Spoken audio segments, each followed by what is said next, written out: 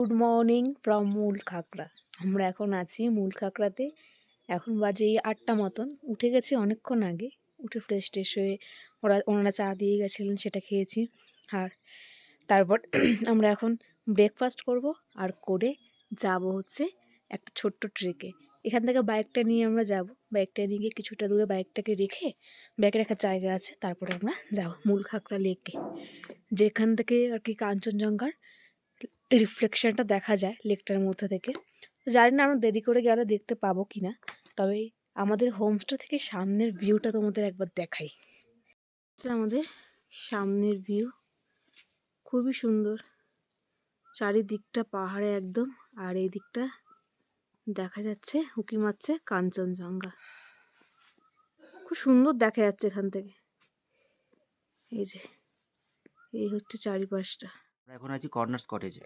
এই corners cottage নিয়ে কতগুলো কথা আমি বলতে চাই। প্রথমত, জায়গা খুবই অফবিট এবং খুব সুন্দর জায়গা, এবং কটেজটাও খুব সুন্দর। হোমস্টে সত্যি খুব সুন্দর, এখানকার লোকজনও খুব ভালো।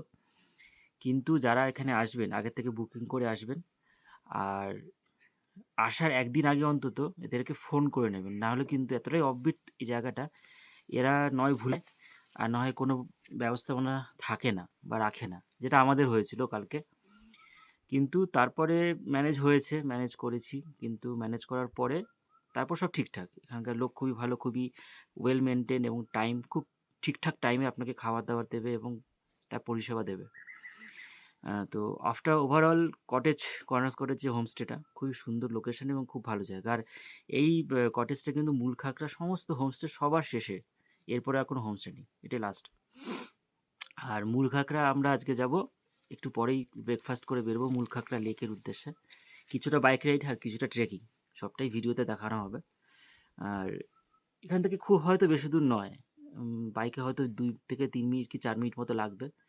তারপরে ট্রেকিং রুট, সেই রুটটা আমরা তো এনজয় করব। ঠান্ডা খুব ভালো। কাঞ্চনজঙ্ঘার কাঞ্চনজঙ্ঘার এক্সপিরিয়েন্স খুবই না সুন্দর, কাঞ্চনজঙ্ঘার কাঞ্চনজঙ্ঘা দেখা যাচ্ছে। রিফ্লেকশনটা মূল খাগড়া লেকে দেখা হ্যাঁ, যায়। এখানে এই লেকটা সবথেকে বড় একটা বৈশিষ্ট্য হচ্ছে যে কাঞ্চনজঙ্ঘার রিফ্লেকশন পাওয়া যায়, কিন্তু সেই রিফ্লেকশনটা পেতে গেলে নয় সকালে যেতে হয় যখন সূর্যোদয় হচ্ছে, বা যখন সানসেট হচ্ছে তখন যেতে হয়, আমরা নাহলে পাবো কিন্তু কিনা পাওয়া যায় না। জানি না। আমরা হয়তো এই সময় পাবো না, কিন্তু যদি বিকেলে আবার যাই তাহলে কিন্তু আমরা সেইটা পেতে পারি। দেখা যাক, যদি যাওয়া পসিবল হয় তাহলে আমরা যাব সেকেন্ড টাইম, আদারওয়াইজ